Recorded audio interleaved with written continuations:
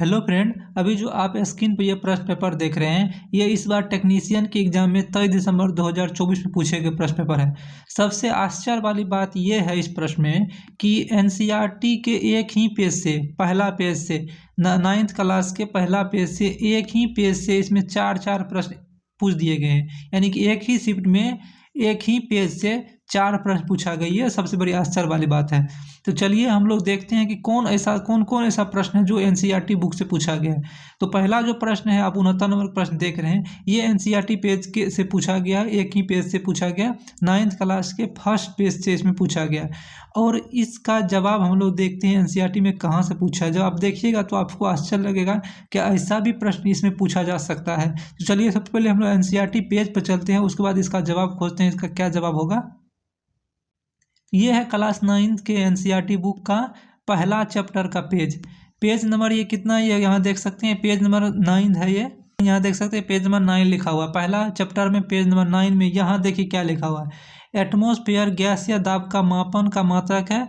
दाब का एसआई मात्रक पास्कल है। एक एटीएम बराबर 1.01 गुना 10⁵ पास्कल, यानी कि एक एटीएम, वही यही प्रश्न था उसमें, एक एटीएम बराबर 1.01 गुना 10⁵ पास्कल, 10⁵ पास्कल। तो अब देख सकते हैं कहाँ से पूछा गया। यहाँ देखिए सबसे नीचे में था, सबसे नीचे में लिखा हुआ है, तो बहुत छोटा करके लिखा है, इतना छोटा है कि इस पर यहाँ पर किसी का नज़र ही नहीं जाएगा। तो आप लोग देख सकते हैं कि अगर नीचे में ये स्टार लगा के लिखा हुआ, यहाँ देखिए स्टार लगा हुआ, यहाँ स्टार लगा हुआ है, स्टार लगा के लिखा होगा। अगर नीचे में कहीं स्टार लगा के लिखा हुआ है तो उसको भी आप लोग को याद रखना है, परीक्षा में ये भी पूछा जा सकता है। तो देख सकते हैं ये पूछा है 23 दिसंबर के शिफ्ट में ये प्रश्न पूछा गया था। और ये पेज नंबर कितना है, पेज नंबर ये 9 है। यहाँ देखिए पहला अध्याय का पेज नंबर 9 है, वाष्पीकरण। तो चलिए दूसरे प्रश्न को हम लोग देखते हैं, दूसरा कौन सा प्रश्न पूछा गया है। तो 69 नंबर आप देख लिए क्या पूछा था। यही पूछा था एक वायुमंडलीय दाब कितना एटीएम के बराबर होता है। तो 1.01 × 5 पास्कल। यहाँ पर देखिए 6 पास्कल लिखा हुआ है, ये -5 पास्कल लिखा हुआ, -6 पास्कल लिखा हुआ है। तो -5 और +5 दोनों है, तो कंफ्यूज नहीं होना है। 1.01 गुना 10⁵ पास्कल। तो यही प्रश्न पूछा था पेज नंबर 1, अध्याय 1 के पेज नंबर 8 से। तो अब चलिए हम दूसरे प्रश्न को देखते हैं, दूसरा कौन सा प्रश्न है। तो ये है 89 नंबर के दूसरा प्रश्न है, गर्मी के मौसम में सूती वस्त्र को प्राथमिकता दी जाती है, क्यों।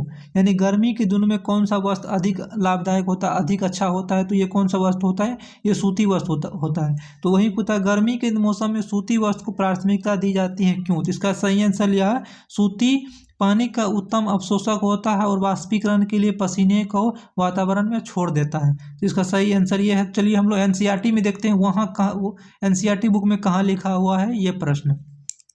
अभी हम एनसीईआरटी बुक के पहला चैप्टर के पेज नंबर 10 निकाल के रखे हैं। ये है पेज नंबर 10। इससे पहले पेज नंबर 8 में प्रश्न था, ये पेज नंबर 10 का प्रश्न है। तो चलिए हम लोग प्रश्न को पढ़ते हैं क्या है। तो यहाँ देखिए लिखा, साफ साफ लिखा हुआ कि गर्मी में हमें सूती कपड़े क्यों पहनने चाहिए। तो गर्मी में सूती कपड़े क्यों पहनना चाहिए, वहीं प्रश्न पूछा था गर्मी में सूती वस्त्र क्यों लाभदायक होता है, यहाँ पर क्यों पहनना चाहिए। तो शरीर की प्रक्रिया के कारण गर्मियों में हमें ज़्यादा पसीना आता है। उसका नेक्स्ट बात यहाँ लिखा हुआ है।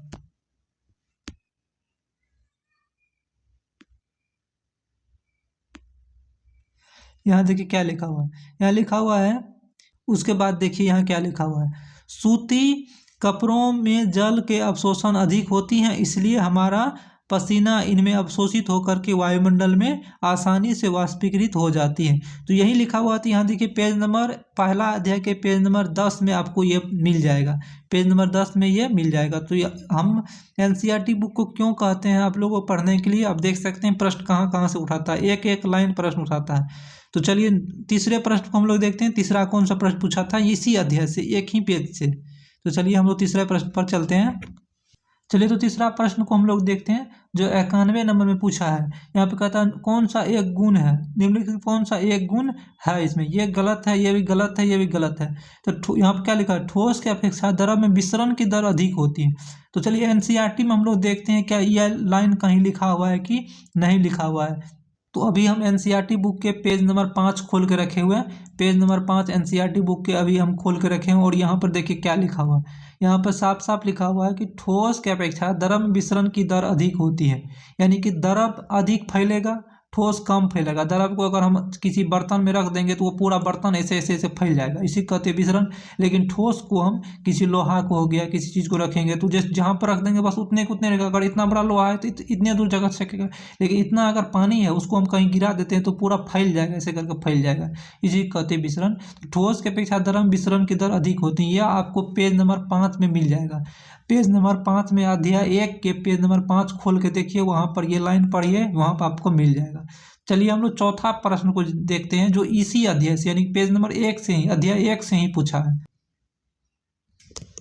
तो ये 14 नंबर का प्रश्न आप देखिए, सीएनजी और एलपीजी का पूर्ण रूप क्या है? सीएनजी और एलपीजी का पूर्ण रूप क्या है? तो चलिए हम लोग एनसीईआरटी में पहला अध्याय में देखते हैं कि सीएनजी और एलपीजी का पूर्ण रूप कहाँ लिखा हुआ है। तो इसका सही आंसर है कंप्रेस्ड नेचुरल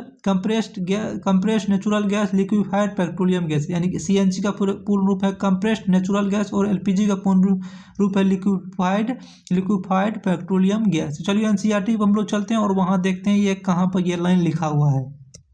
तो अभी हम एनसीईआरटी बुक के class 9 first page NCERT book के ये 6 चैप्टर नंबर 6 को हम खोल कर रखे हैं। अध्याय चैप्टर 6 पर है, यानी कि पहला अध्याय के पहला चैप्टर के 6 नंबर पेज हम खोल के रखे हैं। तो पहला चैप्टर के पेज नंबर 6 में देखिए आप क्या लिखा है, द्रवित पेट्रोलियम गैस जिसे एलपीजी कहते हैं अस्पताल में दिए जाने वाले ऑक्सीजन सिलेंडर गैस में संपीड़ित गैस होती है। आजकल के वाहनों में ईंधन के रूप में कंप्रेस्ड नेचुरल गैस सीएनजी का प्रयोग किया जाता है। तो ये भी परीक्षा में पूछ सकता है कि इनमें से ईंधन के रूप में किसका प्रयोग किया जाता है आजकल के वाहनों में। तो सीएनजी कंप्रेस्ड प्राकृतिक गैस यानी कि नेचुरल गैस। तो वहीं पूछा था कि सीएनजी का पूर्ण रूप और एलपीजी का पूर्ण रूप। तो आप देख सकते हैं एक ही शिफ्ट में एक ही चैप्टर से 4 प्रश्न पूछा गया है इस बार के एग्जाम में। तो एनसीईआरटी बुक को आप लोग जरूर से जरूर पढ़ें अगर रेलवे का एग्जाम निकालना चाहते हैं तो। नेक्स्ट वीडियो का आप लोग जरूर इंतजार कीजिएगा। धन्यवाद।